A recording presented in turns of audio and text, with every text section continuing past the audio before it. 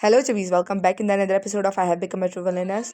Yes, मैं बहुत देर बाद वीडियो अपलोड कर रही हूँ। उसके लिए सबसे पहले मैं आप सबसे माज़रत खाऊँ। और मुझे बहुत सारे कमेंट आ रहे हैं villains just want to live in peace की नेक्स्ट एपिसोड के लिए, लेकिन मैं क्या कहूँ, अभी तक वेबसाइट पर ही उसकी अगली एपिसोड अपलोड नहीं हुई है। मतलब कि 25 तक की एपिसोड अपलोड है, जहाँ तक मैंने कॉमिक एक्सप्लेन की हुई है। जितना जल्दी वो एपिसोड अपलोड करेंगे मैं उतना ही जल्दी आप लोगों को एक्सप्लेन करके प्रोवाइड कर दूँगी उसकी नेक्स्ट एपिसोड। सो उसके लिए आप लोगों को थोड़ा वेट करना होगा। हाँ, लेकिन अगर आप लोग चाहते हैं कि मैं उसकी जगह कोई और कॉमिक एक्सप्लेन करूँ, तो आप लोग मुझे कमेंट करके बता सकते हैं कि मैं कौन सी नई कॉमिक स्टार्ट करूँ। और आप लोगों के लिए एक न्यू ईयर के लिए एक गिफ्ट वीडियो भी आएगी बहुत जल्द, सो उसका इंतजार करें। Okay then, without wasting your time, let's dive together in the another episode of madness. तो एपिसोड के स्टार्ट में जो रॉचो होता है वो अभी भी सैरिया से पूछ रहा होता है कि तुम उदास क्यों हो जब हमें अप्रूवल मिल गया है शादी का। तो वो बोलता है कि जब हैनिटन मतलब कि कैलिस चला गया था लेडी सैनेट के साथ, तब भी तुम जो हमारा ग्लेशियर है उसकी इंस्पेक्शन पे जाती थी, और अब भी तुम वैसा ही कर रही हो। तुम्हें क्या हो गया? तुम यहाँ पे क्या कर रही हो? क्या मैंने कुछ गलत किया? प्लीज़, अगर मैंने कुछ गलत किया है तो मुझे बताओ, ताकि मैं तुमसे माफ़ी की भीख मांग सकूँ। तो सैरिया बोलती है, भीख? भीख क्यों? मैं ये किस तरह का आदमी मुझे समझता है? मैं बस चाहती हूँ, मैं घबरा गई हूँ इस सिचुएशन को देख कर। उन्होंने मुझे इतनी जल्दी, मतलब हमारी शादी को इतनी जल्दी अप्रूवल कैसे दे दिया? तो रोचे बोलता है कि ऐसे कोई फ़र्क पड़ता है कि उन्होंने हमें अभी वो अप्रूवल दे दिया है, या फिर वो हमें बाद में अप्रूवल देते हैं 1 साल के बाद। तो सैरिया बोलती है, हाँ, इससे फ़र्क पड़ता है, इससे बहुत फ़र्क पड़ता है। अगर वो हमें 1 साल के बाद अप्रूवल देते, तब तक मैं मुमकिन है लीना वापस आ जाती है और तुम लीना से प्यार में पड़ जाते। और ये बात कहते हुए सैरिया जो है वो बहुत उदास होती है। तो रोचे बोलता है, ये बात वो क्योंकि अपने दिल में कह रही होती है। तो रोचे बोलता है, तुम बताओ, तुमने कहा तुम्हारे अगर बाद में अप्रूवल मिलता तो कोई फ़र्क पड़ता, बताओ क्या फ़र्क पड़ता, वो क्या फ़र्क है? तो सैरिया बोलती है, क्या तुम्हें नहीं मालूम? तुम जानते हो, अगर अगर हमारे को 1 साल के बाद अप्रूवल मिलता योर मैजेस्टी के साथ, तो हम लोग डाइवोर्स ले लेते। क्या तुम्हें नहीं मालूम? आफ्टर ऑल ये शादी जो थी वो बस और सिर्फ टेम्परेरी थी। क्या ये सच नहीं? तुम इस बात को मानते नहीं? तो रोचे बोलता है, हम डाइवोर्स? ओके, क्यों हम डाइवोर्स क्यों लेते? क्या ये सब तुम उस कैलिस की वजह से कह रहे हो? क्या तुम्हें अब भी उस कैलिस के पास जाना है सिर्फ इसलिए तो मुझे डाइवोर्स देने के लिए भी तैयार हो? सैरिया बोलती है, तुम मार्कोस को बीच में क्यों ला रहे हो? अभी हम दोनों की बात हो रही। तो कहता है, क्यों? फिर डाइवोर्स क्यों? अगर कैलिस देंगे तो फिर तुम्हें डाइवोर्स क्यों चाहिए मुझसे? तुम उसके बारे में बात करना क्यों नहीं छोड़ती? तुम क्यों हर वक्त कहती रहती है कि हमारी शादी जो है वो टेम्परेरी है? तुम्हें क्यों समझ नहीं आता? तो सैरिया बोलती है कि क्या ये ऐसा ही है? क्या तुम इसलिए मुझसे शादी तुमने नहीं की क्योंकि मैं एक स्टर्नी हूँ? क्योंकि तुम्हारे ख़ानदान को मेरे स्टर्नी होने से फ़ायदा था? क्योंकि मैं तुम्हारे ख़ानदान को बचा सकती थी, यानी कि हाउस ऑफ बर्ग को बचा सकती थी, मेरे पास वो पावर्स थी, बस इसलिए। तो रोचे बोलता है, सैरिया, तुम्हें मालूम है मेरे कहने का मतलब ये नहीं था, तुम बात को घुमा रही हो। तो सैरिया कहती है, अगर नहीं तो बताओ, क्या तुम क्या कहना चाह रहे हो? तुम्हें क्या लगता है हमारी शादी नॉर्मल होती, नॉर्मल कपल की तरह, अगर मैं तुम्हारी इन सब चीज़ों में मदद ना करती? क्या तुम मुझे प्यार करते? तो सैरिया बोलती है, मैं जब से तुमसे शादी करी हूँ मुझे लगता है मैं कर्ज़ में दबी हुई हूँ, और वो कर्ज़ आहिस्ता-आहिस्ता बढ़ता ही जा रहा है। इतना बढ़ चुका है वो कर्ज़ कि अब मुझे लगता है मैं उसे उतार नहीं पाऊँगी। तो बेहतर ये होगा कि हम तलाक ले लें। रोची बोलता है, नहीं, क्या तुम्हें ऐसा लगता है कि तुम कब से कर्ज़ के नीचे हो? क्या तुम्हें लगता है कि मैं तुम्हें सिर्फ़ और सिर्फ़ मतलब कि अपने कर्ज़े की वज़ह से तुम्हारे साथ हूँ? क्या तुम मुझे जब कर्ज़ा उतार दोगी तो तुम यहाँ से चली जाओगी? तो सैरिया कहती है, हाँ, जैसे कि ग़ुलाम अपना जब कर्ज़ा उतार देता है तो वो कहीं पे भी जाने के लिए फ्री होता है, क्या ऐसा नहीं है? तो रोची बोलता है, क्या तुम्हें लगता है कि तुम स्लेव हो? तुमने ऐसा कौन-सा कहता है कि ये फैक्ट नहीं है, कि ये बिल्कुल ऑपोज़िट बात नहीं है? तुमने कौन-सा ऐसा ग़ुलाम देख लिया, या कौन-सा ऐसा मालिक देख लिया जो अपने ग़ुलाम की इतनी परवाह करता हो? मैं तुम्हारे इमोशंस की बहुत केयर करता हूँ, और तुम्हारी तुम्हारी सोल मेरी पहली प्रायोरिटी है। तुम मेरे लिए पहली प्रायोरिटी हो। तुम्हें लगता है मैं तुम्हें ग़ुलाम समझता हूँ? लेकिन सैरिया को ये बात समझ नहीं आती। वो कहती है, रोचे, प्लीज़ इस तरह की फालतू बातें मत करो, वरना मैं तुम्हें बस इतना ही बोलती। तो रोचे बोलता है, तुम्हें डर है कि मैं भी कैले सैनिटेशन की तरह तुम्हें छोड़ जाऊँगा? क्यों तुम्हें लगता है ना कि मैं भी लीना के पास चला जाऊँगा? जब क्यों तुम्हें क्यों वो लड़की याद आती रहती है? अब तो वो चली गई है, अब तो वो गायब हो गई है। तो सैरिया बोलती है, लेकिन वो वापस आ जाएगी, वो कभी भी वापस आ सकती है। तो रोचे बोलता है, ठीक है, फिर मैंने सही समझा था, तुम्हें भी फ़िक्र है, मतलब तुम्हें भी यही लग रहा है कि मैं भी सैनिटेशन की तरह तुम्हें छोड़ के चला जाऊँगा। प्लीज़ होश में आओ, मैं उसकी तरह नहीं हूँ। तो सैरिया बोलती है, क्या वो गुस्सा है? हाँ, उसे गुस्सा होना चाहिए था। मैं अभी कुछ भी बोल रही हूँ, लेकिन मैं क्या करूँ? ये मुमकिन है वो वापस सैनिट के पास चला जाए। तो रोचे ऊँची आवाज़ में कहता है, सैरिया, मैं कैरलेस सैनिटेशन नहीं हूँ। तो सैरिया बोलती है, हाँ, मुझे मालूम है, मुझे माफ़ कर दो। तो रोचे बोलता है, मेरी इंटेंशन कभी भी तुम्हें माफ़ी, मतलब तुमसे माफ़ी मंगवाने की नहीं है। मैं बस तुम्हें बताना चाहता हूँ कि मैं तुम्हें स्लेव नहीं समझता।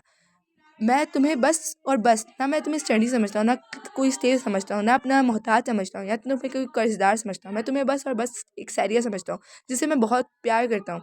तुम मेरे लिए एक सिंपल लड़की हो। तुम बताओ, तुम्हारे लिए मैं क्या हूँ? तो सारिया मतलब अपनी बैक स्टोरी याद करके कहती है कि मेरे लिए तुम एक नॉवल के हीरो हो, जो कि अपनी मतलब कि उस हीरोइन से बहुत ज़्यादा प्यार करता है। लेकिन अब वो पता नहीं क्यों वो मुझसे प्यार करना शुरू किया। तो रोचे बोलता है, सारिया होश में आओ, बताओ मुझे तुम्हारे लिए मैं क्या हूँ, तुम्हारे लिए मेरी क्या अहमियत है। तो सारिया उसकी फ्लैशबैक मेमोरीज को याद करती है जब वो उसकी परवाह कर रहा था। और सारिया कहती है, रोना शुरू करती है, नहीं मुझे नहीं मालूम, मेरे लिए तुम सिर्फ और सिर्फ मेरे अच्छे हस्बैंड हो। फिर रॉचर उसके हाथ पकड़ते हुए कहता है, हाँ बस यही मैं सुनना चाहता था, शुक्र है तुम्हें रियलाइज़ हो गया मैं सिर्फ तुम्हारा हस्बैंड हूँ। खैर तुम बहुत ठंडी हो रही हो, चलो हम अंदर चलते हैं। नेक्स्ट एपिसोड का स्टार्ट होता है, हमें बहुत खूबसूरत सी सुबह दिखाई जाती है। मतलब कि अभी वो लोग जो है मतलब कि रॉची और जो सैरिया है वो कैपिटल के अंदर आ चुके हैं। और हमें उनका नया महल दिखाया जाता है, जहाँ पे मतलब कि सैरिया बहुत खुश होती है, बहुत एक्साइटेड होती है और कहती है, नया हाउस बर्ग का रेजिडेंस कैपिटल में, ये कितना खूबसूरत है, कितना आलिशान है, ये हमारे पुराने हाउस बर्ग से तो बिल्कुल डिफरेंट है। यहाँ पर तो स्प्रिंग का मौसम चल रहा है। तो उसका जो मतलब बटलर होता है वो कहता है, हाँ हाँ योर ग्रेस आप बिल्कुल ठीक कह रही हैं। तो सैरिया बोलती है, हाँ इनकी गलियाँ भी तो देखो, ये कितनी चमकदार है, ये कितनी रोशन है। फिर वो एक जगह आती है, वो कहती है, ये हिस्सा इतना मतलब कि सुनसान क्यों है, यहाँ पर कोई लोग क्यों नहीं, या फिर यहाँ पे कोई सामान क्यों रखा हुआ, ये इतना वीरान वीरान क्यों है। तो बटलर बोलता है कि मुझे माफ़ करिएगा योर ग्रेस। फिर सारिया कहती है, क्योंकि ये जगह भी हाउसबर्ग जितनी ही बड़ी है, तो यहाँ पर कुछ सामान क्यों नहीं रखा गया, कि यहाँ पर भी कोई चोर आ गया था। तो बीवी फ़ौरन ही बोलता है, हाँ हाँ अगर यहाँ पर कोई थीफ है तो मैं फ़ौरन से उस कल्प्रिट को ढूंढता हूँ माई लेडी। तो सारिया बोलती है, नहीं नहीं तुम रुक जाओ यार, तुम थोड़ा सब्र कर लो। तो जो बटलर होता है वो बताता है कि दरअसल हिज ग्रेस ने अपना ज़्यादातर जो वक्त है वो वहीं पर मतलब कि हाउस ऑफ बर्ग में गुजारा है। तो यहाँ पर उन्हें काफ़ी कम वक्त ही वो आते थे, उन्हें कभी यहाँ के ऊपर ध्यान देने का मौका नहीं मिला, ये जगह हमेशा इग्नोर रही है। वैसे ही आपके लिए बेहतरीन चांस है, ताकि आप मतलब आप चाहें तो इस जगह को खुद अपने हाथों से सजा सकती हैं अपनी पसंद के मुताबिक। तो सैरिया बोलती है, हाँ ठीक है मैं फिर से अभी शुरू करती हूँ। बेचारा बटलर तो घबरा जाता है, लोग फिर माई लेडी अपने ऊपर इतना सारा काम सवार कर लेंगे और सर रोचे वो मेरी जान ले लेंगे। वो अभी भी रोक रहा होता है सैरिया को कि नहीं नहीं आप इसको आराम से कर सकती हैं इस काम को। तो सैरिया बोलती है, नहीं नहीं मेरे ख्याल से मुझे इसको जितना जल्दी हो सके उतने जल्दी शुरू करना चाहिए। और वो कहती है, क्योंकि मुझे लगता है कि जो बाकी थे ना मतलब उस वक्त में भी रॉचे घर नहीं आएगा। फिर वो पुराना वक्त याद करती है, मतलब कि जब वो वहाँ से निकले थे हाउसबर्ग से, तो बग्गी में ही रॉचे बोल रहा होता है कि मुझे लगता है कि वहाँ पर मतलब कि कैपिटल से बाहर रॉचे को बहुत सारा काम करने को है। तो इसलिए वो कहता है कि मेरे ख्याल से तुम्हें यहाँ से अकेले ही जाना होगा अपने घर के तरफ, मतलब कि कैपिटल के घर की तरफ। तो सही बोलती है, हाँ मैं समझ सकती हूँ, अगर तुम मुझे एक्सप्लेन ना भी करते तो मुझे कोई प्रॉब्लम नहीं होती। तो रोची बोलता है, अगर ऐसा है तो ये बहुत बेहतरीन है, लेकिन मुझे बहुत बुरा लगता है अगर मैं अपनी वाइफ को ये बात एक्सप्लेन भी ना करता। उसके बाद सैरिया दोबारा अपनी मतलब के सोच में आती है, लेकिन वो अभी भी मतलब सोच ही रही होती है इस बारे में। उसके बाद उसको वो बुलाता है, मतलब कि बटलर बुलाता है, कहते हैं, योर ग्रेस क्या आप ठीक है। सही बोलती है, हाँ हाँ मैं बिल्कुल ठीक हूँ, बस मैं थोड़ा सा सोच रही थी रोचे के बारे में। कहती है, फिर पहले हम लोगों को मेरे ख्याल से जो मेन एंट्रेंस हॉल है ना उसके ऊपर ध्यान देना चाहिए, क्योंकि वो बहुत खूबसूरत दिखना चाहिए। वो आगे बढ़ती है तो उसे किसी की पोर्ट्रेट दिखती है, जिसमें जो है रोचे होता है, मतलब रोचे का भाई होता है सोतेला, उसका फादर और उसकी स्टेप मदर होती है। तो वो कहता है, क्या ये सैरिया बोलती है, क्या ये जो प्रीवियस आर्क डचेस हैं वो हैं। तो वो कहता है, हाँ ये आर्क ड्यूक और आर्क डचेस की फ़ोटो है। तो कहती है, ओ हाँ ये बिल्कुल सेम दिखती हैं। फिर वो कहती है, वो जो लड़का उसके सामने खड़ा है वो कौन है। तो फिर सैरिया बोलती है, अगर कोई मुझे ना भी बताता तो उससे पहले ही मुझे मालूम था कि ये जो रॉच है उसका छोटा भाई माइकल वो है, जो कि इनकी नाजायज़ औलाद है इसकी बाप की। तो सैरिया बोलती है, इन्होंने भी जैसे मेरी फैमिली फ़ोटो में मैं नहीं थी, वैसे इसकी फैमिली फ़ोटो में रॉचे नहीं है। क्या ये लोग भी इसी तरह मतलब कि इसके फादर को लगता था कि यही दोनों मतलब कि रॉचे की स्टेप मदर और उसका स्टेप भाई उसकी फैमिली है। सैरिया बोलती है, खैर मेरे ख्याल से इस जगह पर यहाँ इसके अलावा कुछ और होना चाहिए, तो इसको उतार दो बेस्टियन। तो कहता है, ठीक है आप बताएं क्या हम यहाँ पे कौन सी पेंटिंग लगाएं। तो कहती है, मार्टा ने जो पेंटिंग भेजी थी वो बेहतर होगी यहाँ पर लगाने के लिए, तो उसे यहाँ पर हैंग कर दो इसे उठाकर। फिर रोचा में दिखाया जाता है, जो कि अभी भी बाहर होता है और वो अपना काम कर रहा होता है। तो रोचे का जो असिस्टेंट होता है वो कहता है, सर आप बहुत अच्छा काम करें। तो रोचे बोलता है, हाँ ये वैसे ही है जैसे मैं पहले करता था। तो जो होता है लीनियर होता है वो कहता है कि मैंने आपको पहले भी कहा था कुछ जगहों को इग्नोर करना है, लेकिन आपने तो मेरी बात सुनी ही नहीं। ये देखें आपने यहाँ पे भी प्रॉब्लम कर दी, यहाँ पे भी प्रॉब्लम कर दी, यहाँ पे भी प्रॉब्लम कर दी, आपको क्या लगता है। वो भी गुस्सा कर रहा था। तो रोचे बोलता है, तो क्या, तो मैं अपना काम कर रहा हूँ, मैं हमेशा से ऐसे ही करता हूँ। तो कहता है, नहीं नहीं आपको जो सारे नाइट्स थे उनको कैलेटन फैमिली के पास भेजने की क्या ज़रूरत थी, जबकि दूसरे लोगों ने कहा भी था कि वो आपकी मदद करेंगे, आपने उनकी भी मदद को इनकार कर दिया। और आप अकेले अपने सारे नाइट्स को बीस्ट के अगेंस्ट आपने खड़ा कर दिया। आपको नहीं लगता वो लोग भी घर जाना चाहते हैं। मैं उन लोगों के लिए बहुत ज़्यादा शर्मिंदगी महसूस कर रहा हूँ अपने रिलेटेड। तो रोचे बोलता है, तो क्या फ़र्क पड़ता है, वो इम्पोर्टेंट नहीं है मेरे लिए, मेरा जो ख़ानदान है वो ज़्यादा इंपॉर्टेंट है। और उसके अलावा अगर तुम्हें कोई काम है तो तुम वो कर सकते हो, मुझे जल्दी घर जाना है। एक न्यूली वेड के मतलब कि पर्सन के लिए ये बेहतर नहीं होगा कि वो रात को अब घर से बाहर रुके। और उसके अलावा मैं तो मेरी अभी भी शादी हुई है।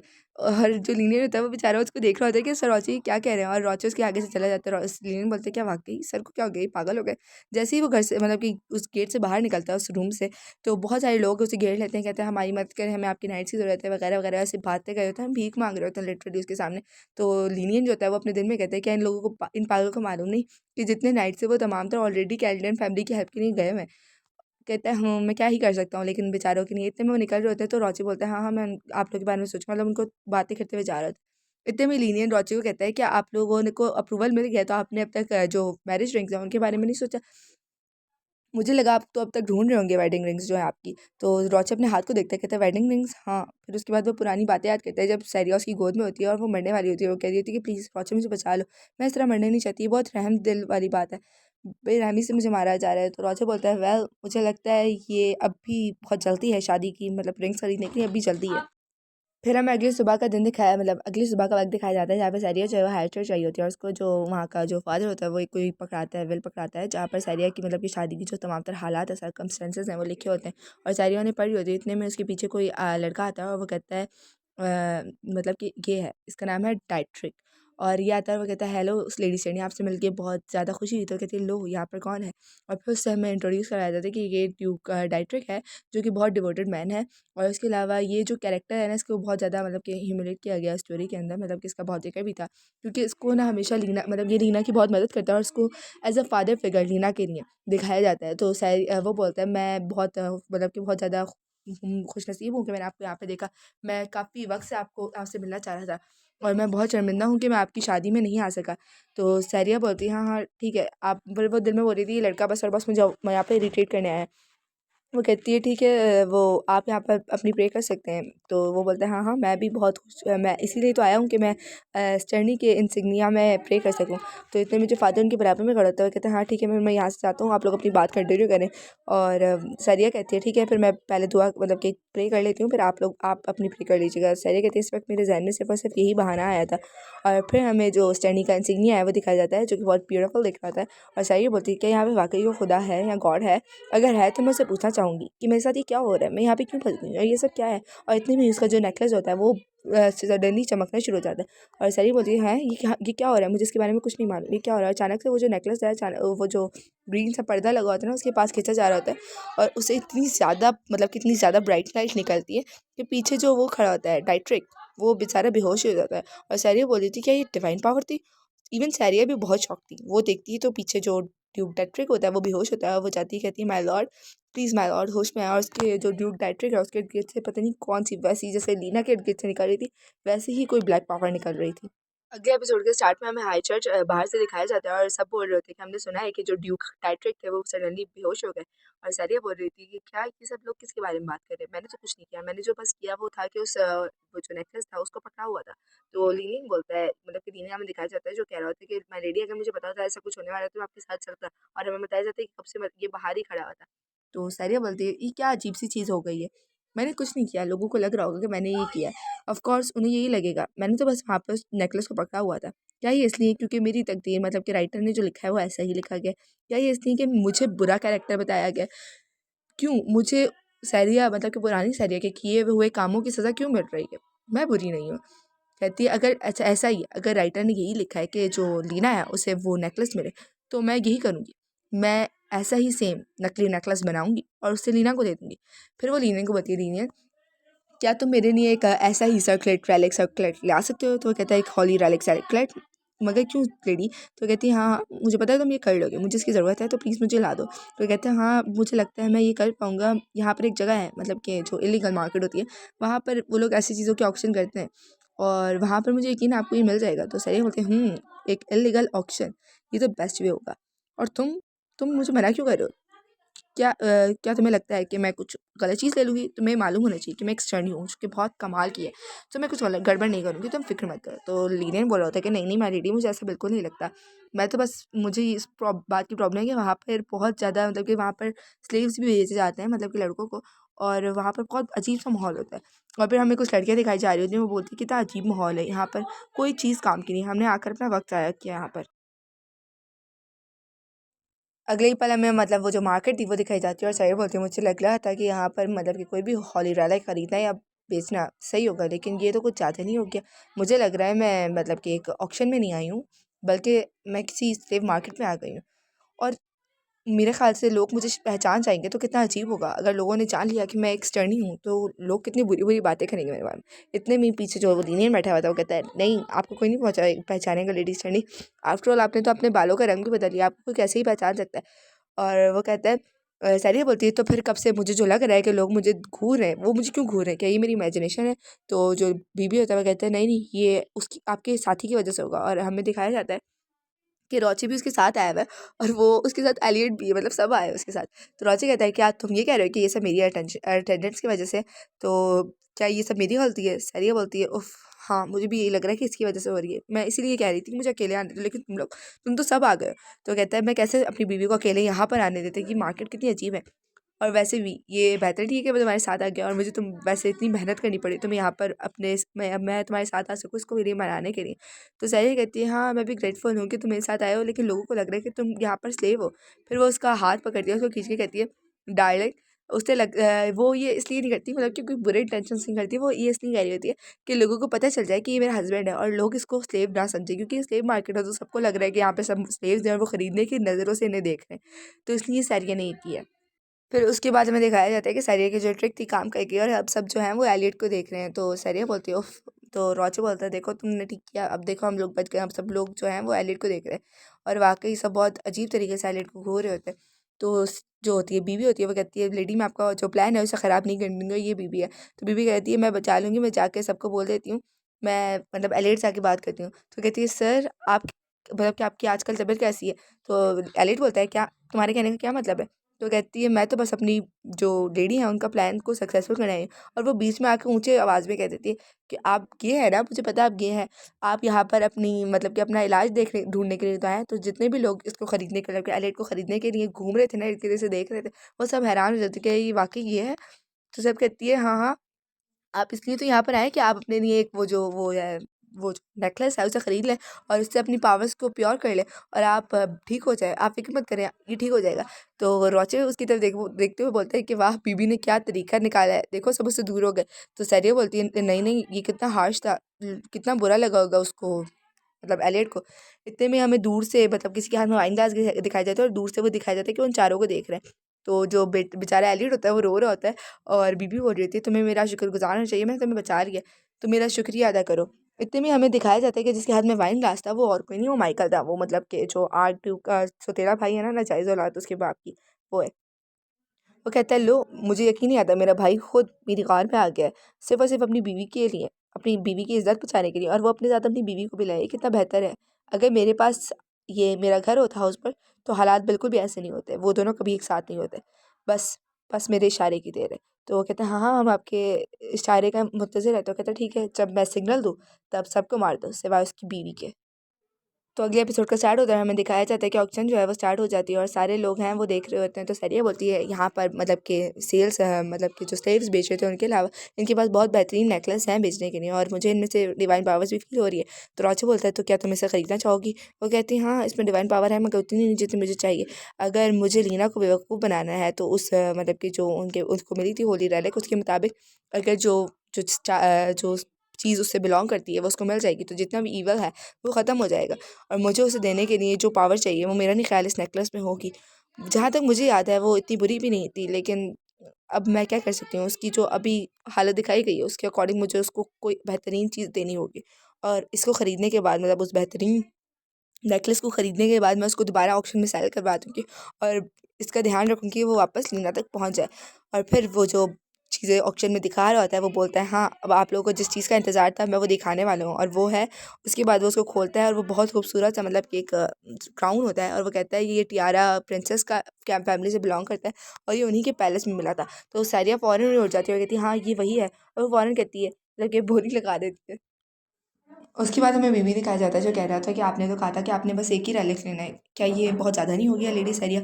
तो सरिया बोलती मैं तो बस देख रही थी कि हाउस ऑफ बर्ड के पास कितनी मतलब कि कितनी वो है, समझ गई हो ना, वेल्थ है।